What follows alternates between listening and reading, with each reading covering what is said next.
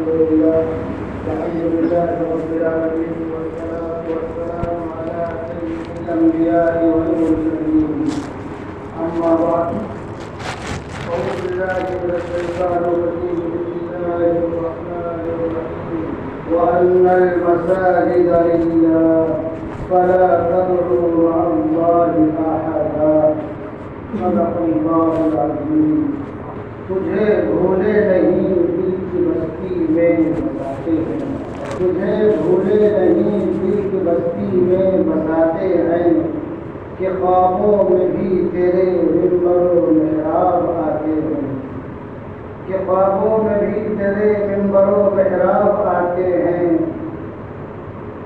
یہ اتنا کرب کس نے بھر دیا معصوم گلیوں میں اتنا کرب کس نے بھر دیا معصوم گلیوں میں کہ بچے کھیل میں بھی بابری مسجد بناتے ہیں۔ حضرت محترم آج 6 دسمبر ہے۔ 6 دسمبر اپنے اندر بہت سی باتوں کو لیے ہوئے کچھ تاریخی باتیں ہیں کچھ حقائق ہیں اور حقیقت یہ ہے کہ 6 دسمبر بھارت کی آئین کا خون اور جمہوریت کے خون کو یاد دلاتا ہے۔ مسجد کے تعلق سے کے بعد ہمارے ذہن میں رہنی چاہیے کہ مسجد جو ہے یہ مسلمانوں کی شناخت اور پہچان تو ہے ہی، یہ اللہ تبارک و تعالیٰ کا گھر اس کی ملکیت ہے۔ مسلمانوں کو بھی کسی طرح کا اس کے تعلق سے لین دین کا کوئی اختیار نہیں ہے اور اللہ کی عبادت کے لیے جب یہ دنیا بنی زمین جو سب سے پہلا بلبلا نقطہ ابھرا وہ کیا ہے؟ خانہ کعبہ کی جگہ ہے۔ کعب بولتے ہی ہے ابھری ہوئی چیز کو، جیسے گنے کا کیا ہے کعبہ سکر، گنے جو گاڑھیں ہوتی بڑی ہوتی ان کو بھی کعب بولتے ہیں۔ وہ قواعد الاطراف اللہ نے فرمایا، تو مطلب کیا ہے کہ سب سے پہلی جو چیز متعین ہوئی زمین پر اور اللہ کی عبادت کے لیے جو گھر بنایا گیا وہ کعبۃ اللہ ہے۔ کعبۃ اللہ کو اللہ تبارک و تعالیٰ کی تجلیات اور انوارات کی بارش ہوتی ہے۔ اسی کعبۃ اللہ سے یہ مساجد بھی جو اللہ کی عبادت کے لیے ہیں یہ بھی منسلک ہے اور یہ مساجد نسل انسانی کو اللہ تبارک و تعالیٰ کی بارگاہ میں ریز ہونے کی جگہ ہیں۔ مسجدیں بناتے کون لوگ ہیں؟ سورہ توبہ کی آیت نمبر 18 ہے۔ اللہ نے اعلان فرمایا انما یعمر مساجد اللہ من آمن باللہ والیوم الآخر واقام الصلاة وآتى الزکاة ولم یخش الا اللہ وعسى اولئک ان یکونوا من المہتدین۔ مسجدیں جو ہے کون لوگ آباد کرتے ہیں کون لوگ تعمیر کرتے ہیں۔ اللہ کیا کہتے ہیں انما یعمر مساجد اللہ من آمن باللہ، مسجدوں کو تعمیر کرنے والے وہ لوگ ہیں جو اللہ پر یوم آخرت پر ایمان رکھتے ہیں، نماز قائم کرتے ہیں، زکات دیتے ہیں، اللہ کے علاوہ کسی سے نہیں ڈرتے۔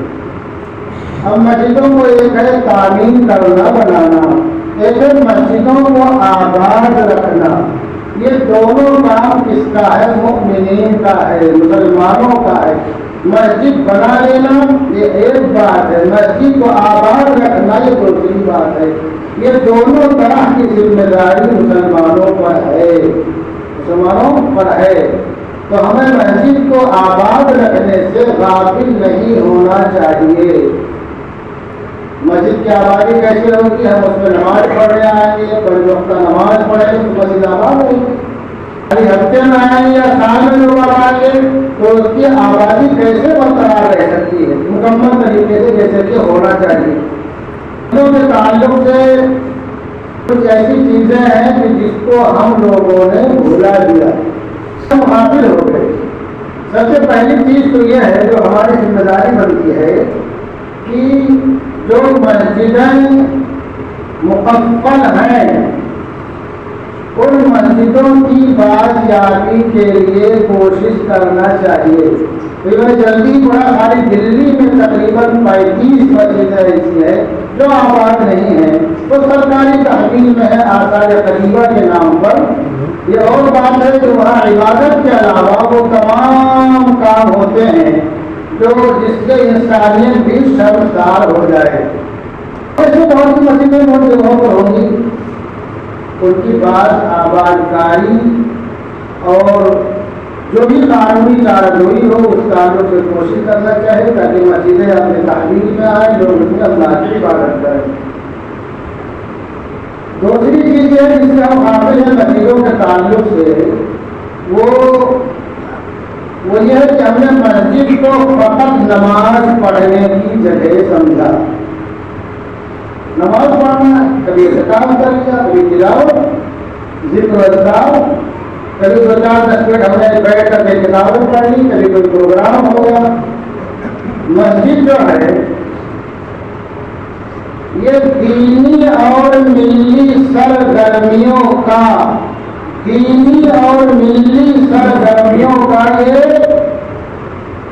کیا ہے؟ یہ مرکز ہے۔ ہم نے مسجد کو اپنی دینی ملی سرگرمیوں کا مرکز بنانا چاہیے۔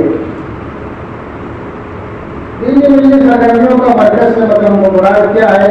مسجد میں تعلیم و تعلم کا سلسلہ قائم ہو، صباحی ہو، مسائی ہو، صبح شام ہو یا اور ٹائم میں ہو، جز وقتی ہو یا کل وقتی ہو، بچوں کے لیے، بچیوں کے لیے اور بڑوں کے لیے بھی، اور اس کے علاوہ جو بھی ملی سرگرمی ہے، ہمارے وہ نونہال جو اچھے نمبرات سے کامیاب ہوتے ہیں ان کو بھی مسجد میں بلا کر کے اعزازات سے نوازنا چاہیے، ان کی حوصلہ افزائی کرنا چاہیے تاکہ ہمارے دوسرے نونہالوں کو حوصلہ ملے، ہمت ملے، اور ہمارے وہ نونہال جو آگے بڑھنا چاہتے ہیں اپنی ماں باپ کی مالی اور معاشی تنگی اور مجبوری کی وجہ سے آگے نہیں بڑھ سکتے ہیں، کیونکہ فیس جمع کر سکتے ہیں، اس تعلق سے بھی ہمیں اپنی مسجدوں کو سرگرمی کا مرکز بنانا چاہیے، بڑے لوگوں کو جمع کرنا چاہیے، نونہالوں کو جمع کرنا چاہیے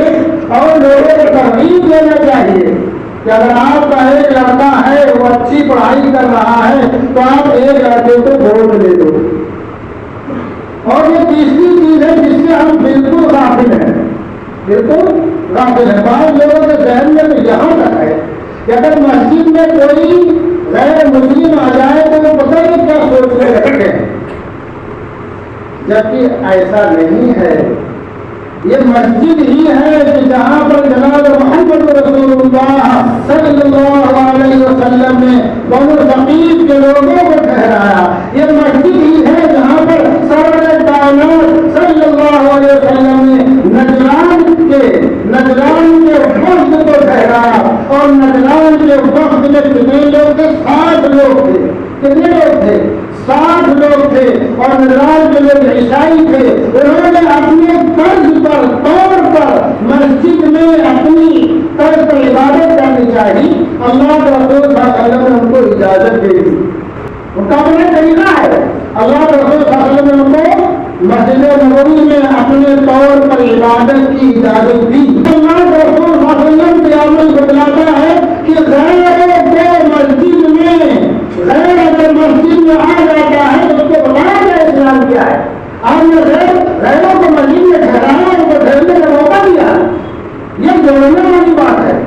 اور نجران کے وقت میں مسجد نبوی نے قیام کیا، اپنے طرز پر عبادت کی۔ اور ایک واقعہ بتا دوں، ایک بہت بڑا نام ہے حضرت ثمامہ بن آسال کا رضی اللہ تعالی عنہ۔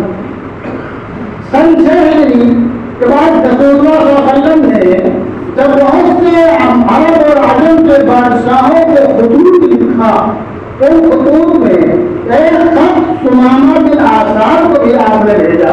یمامہ کے بادشاہ کو بہت بڑے سردار تھے، بہت بڑاور شخصیت تھی، نہیں عمر تھی، اور انہوں نے اللہ رسول صلی اللہ علیہ وسلم کے خط کو کوئی اہمیت نہیں دیا، یہاں تک کہ وہ خود رسول اللہ صلی اللہ علیہ وسلم کے جان کے بیٹھے ہو گئے۔ اتفاق سے موقع سے گرفتار کر گرفتار ہو گئے، مسجد نبوی میں لائے گئے اور ایک ستون سے ان کو باندھ دیا گیا جیسے قیدیوں کو گرفتار ہو گئے۔ انہوں نے سمجھا کہ ہماری خیر نہیں ہے، لیکن جب سرور کائنات تشریف لائے تو پوچھا کیا رائے ہے تمہاری؟ تو کہا اگر آپ مجھے قتل کر دیں تو ٹھیک ہے، اس لیے کہ میں نے بہت سے لوگوں آپ کے ساتھیوں کو خون بہایا ہے، اور اگر آپ مجھے معاف کر دیں گے تو ایک قدردان شخص کو آپ معاف کریں گے، اور اگر چاہیں تو جتنا روپیہ پیسہ کہ ہم آپ کو دے دیتا ہوں۔ پھر دوسرے دن اللہ کو پوچھا ہماری کیا رائے؟ دوسرے دن بھی انہوں نے یہی جواب دیا۔ پھر آپ نے تیسرے دن پوچھا، تیسرے دن بھی انہوں نے یہی جواب دیا، لیکن تیسرے دن آپ نے کہا ان کو کھول دیا جائے اور آزاد کر دیا جائے۔ ان کو آزاد کر دیا گیا، وہ گئے بقی کے آگے ایک باغ تھا، اس میں کنواں تھا، وہاں سے انہوں نے نہایا دھویا غسل کیا اور اللہ کے رسول صلی اللہ علیہ وسلم کے دربار میں حاضر ہوئے اور حلقہ میں سے اسلام ہو گئے۔ یہ کیا ہے؟ مسجد میں جو تھے انہوں نے اللہ کے رسول صلی اللہ علیہ وسلم کے اخلاق کو دیکھا، آپ کے صحابہ کی جانکاری دیکھی تو حلقہ میں سے اسلام ہو گئے۔ آج ہمارے یہاں کیا ہے کہ ہم مسجد میں دوسرے کو انٹری نہیں دیتے ہیں، بہت بڑا بول لگا لیں گے، اپنے لوگوں کو منع کر دیں گے کہ کم کرنا دے بھائیوں کو، کیونکہ حقیقت یہ ہے ہم کو اپنی مسجدوں کو دعوت کا مرکز بنانا چاہیے، دعوت کا مرکز بنانا چاہیے اسلامی سینٹر کے نام سے۔ بہت سے لوگ آئیں گے، معلومات کریں گے، پوچھیں گے، بہت سے لوگ انشاءاللہ حلقہ روپے سے اسلام بھی ہوں گے۔ اب اگر کوئی معلومات کرنا چاہے تو جانکاری کرنا چاہے تو بہت مشکل اس کو ہوتا ہے کہ کس سے معلومات کرے۔ تو مسجدوں کا جو انسانی تعمیر میں جو اس کا کردار ہے اس سے ہم غافل ہیں، اور جو ہماری اولین ذمہ داری تھی مسجدوں کو آباد رکھنا، ہم اس سے بھی غافل ہیں۔ جمعہ کو ہماری مسجدیں بھر جاتی ہیں، عیدین میں جگہ نہیں ملتی ہے، تو عیدین اور جمعہ کو یہ جو لوگ نماز پڑھنے آتے ہیں یہ لوگ دوسری دنیا سے نہیں آتے ہیں، اسی دنیا سے آتے ہیں۔ جس طرح جمعہ کی نماز فرض ہے ایسے ہی 5 وقت کی نماز فرض ہے۔ پانچوں وقت کی نماز جب لایا کرتے ہیں ہفتہ میں ایک دن جاتے ہیں تو ہم مسجدوں کو کہاں آزاد کرنے والے ہیں؟ ہم تو مسجدوں سے دوری بنا کرتے دوسروں کو گنے کی موقع دے رہے ہیں۔ اور جہاں تک مسجدوں اور عبادت گاہوں کے قانون کے تعلق سے بات ہے اور بابری مسجد کا کہنا تو سب نے بابا لوگوں نے پڑھا ہوگا سوشل میڈیا پہ اخبارات میں کہ 1949 میں وہ کیا رکھا گیا، پھر کیا کیا ہوا، اور پھر جو ہے نومبر 2019 میں وہ 200 کے حوالے کر دی گئی۔ لیکن 1991 میں ایک قانون پاس ہوا، جو قانون پاس ہوا اس تعلق سے سن لیجیے 10 دسمبر 1991 کو لوک سبھا میں اس وقت کے وزیر داخلہ نے جو تقریر کی تھی اس کا میں خلاصہ بتا رہا ہوں۔ انہوں نے تقریر کرتے ہوئے کہا تھا اس قانون کو ہم ہندوستان کی بھائی چارگی، امن و محبت کی شاندار اور عظیم روایات کو فروغ دینے والے قانون کی حیثیت سے دیکھتے ہیں۔ آزادی سے کچھ پہلے ملک میں امن و آشتی اور اتحاد و یکجہتی کی ہماری روایتوں کو نقصان پہنچا تھا۔ اسی کے پیش نظر موجودہ حالات میں ہم نے ماضی کے زخموں کو منتقل کرنے والی مرہم بنائے اور فرقہ وارانہ ہم آہنگی اور امن و آشتی کو بحال کرنے کی کوشش کی ہے۔ یہ کس نے کہا تھا؟ وزیر داخلہ میں جو قانون پاس ہوا تھا اس وقت جو ہے یہ بیان دیا تھا پارلیمنٹ میں، اور اسی قانون کے جو سیکشن 3 میں کیا ہے یہ بات ہے کہ تمام مذہبی مقامات کو اسی حالت میں محفوظ رکھا جائے گا جیسے کہ 15 اگست 1947 کو وہ تھے، یعنی 15 اگست 1947 کے وقت جو ان کی پوزیشن تھی وہ باقی رکھی جائے گی، ان کے تعلق سے کچھ بھی نہیں کیا جائے گا۔ مسجد ہے تو مسجد ہے، دوسری بات کیا ہے، کسی کا دعویٰ ہوتا ہے، لیکن حقیقت یہ ہے قانون بنا، قانون جو ہے کاغذ میں ہے، کہاں ہے؟ کاغذ پہ ہے، اور ماحول کو خراب کر کے، لوگوں کو غصہ کر کے، ان کے ذہنوں کو پراگندہ کر کے مختلف عدالتوں میں مختلف طریقے سے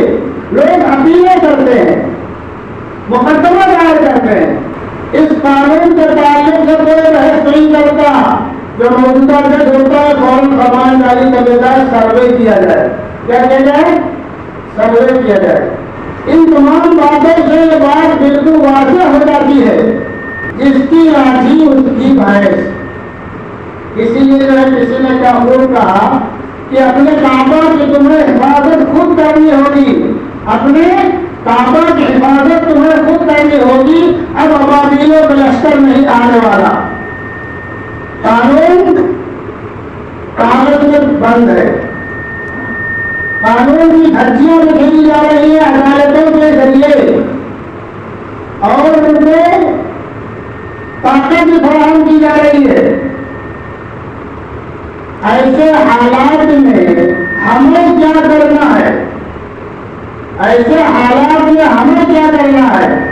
سب سے پہلی بات ہے وہ یہ ہے کہ ان تمام حالات میں ہمیں بہت سنجیدگی سے جائزہ لینا ہے. اپنے جذبات کو قابو میں رکھنا ہے. ہمیں کبھی جذبات میں آ کر کے آپے سے باہر نہیں ہونا ہے.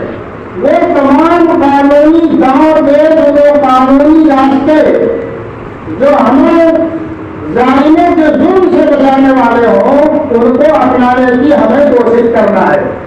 اور ان تمام معاملات میں جو بڑی تنظیمیں ہیں بڑی تنظیمیں جو کچھ کر رہی ہیں ہمیں ان کا تعاون اور مدد کرنا ہے. ان کی آواز پر ہمیں لبیک کہنا ہے. اور بہت سے بھائیوں کے ذہن میں ہے کہ تنظیمیں کچھ نہیں کرتی ہیں خالی ریلیف بانٹتی ہیں. ریلیف بانٹتی ہے کوئی مصیبت آتی ہے کوئی آفت آتی ہے وہ بھی آپ کے پیسے سے بانٹتی ہے. وہ بھی ایک بہت بڑا کام ہے. اگر آپ کا نقصان ہو جائے آپ کا کوئی بھائی کوئی لڑکا کوئی باپ شہید ہو جائے کسی حادثے میں کسی معاملے میں تو بتاؤ اس کے جو گھریلو زندگی ہے اس کے جو بیوی بچے ہیں یا بڑے ماں باپ ہیں ان کا گزر اوقات کیسے ہوگا؟ یا کبھی سیلاب آ جائے طوفان آ جائے لوگوں کے سارے مسائل مان جو ہے روپیہ پیسے غلے کے ختم ہو جائے کمرے کے ڈوب جائیں تباہ ہو جائے تو ان کی زندگی کیسے چلے گی کیسے گزرے گی؟ تو اس کے لیے تنظیمیں ریلیف بانٹتی ہے اور پیسے لے کر کے بہت بھاری کام ہے. دھیان رکھنا کسی زخمی کے زخم پر مرہم رکھ دینا ڈوبنے والے کے ٹنکے کا سہارا دے دینا یہ بہت بڑی قربانی ہے. جبکہ ریلیف بانٹنے کے لیے بھی ہمارے جو احباب جاتے ہیں بڑی بڑی تنظیموں والے جاتے ہیں بعض دفعہ ان کو ایئرپورٹ پر روک لیا جاتا ہے بعض دفعہ ان کو راستے سے لوٹا دیا جاتا ہے بعض دفعہ ان کو مختلف طریقے سے بہانے سے پریشان کرنے کی کوشش کی جاتی ہے.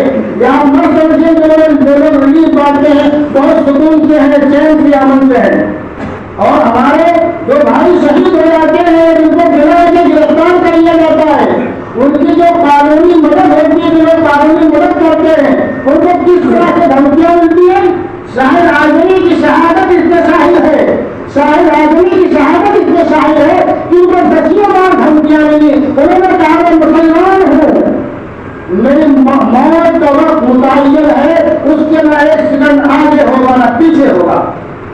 میں جو تحریر کر رہا ہوں جیسے کہ کرتار ہوں گا آخرکار غالباً نے ان کو شہید کر دیا. تو ہمارے گھر میں خالی جو ہے ریلیف بانٹتی ہے ریلیف بانٹنا میں بہت بھاری کام ہے. اس کے علاوہ جو ان تمام حالات پر نگاہ رکھتی ہے کہاں کس کیس کی کیسے تحقیق کی جائے کہاں پر وکیل کھڑا کیا جائے کس طرح سے مقدمات کو آگے بڑھایا جائے. اور ابھی جو سب کچھ ہو رہا ہے اس کے تعلق سے باقاعدہ سپریم کورٹ میں ججات العلماء نے اپیل کر رکھی ہے کہ 1991 کا جو قانون ہے کہ 15 اگست 1947 کے وقت عبادت گاہوں کی جو پوزیشن تھی اس کو باقی رکھا جائے گا. آپ اس کو نافذ کیجیے اور جو لوگ کتنا انگریزی کر رہے ہیں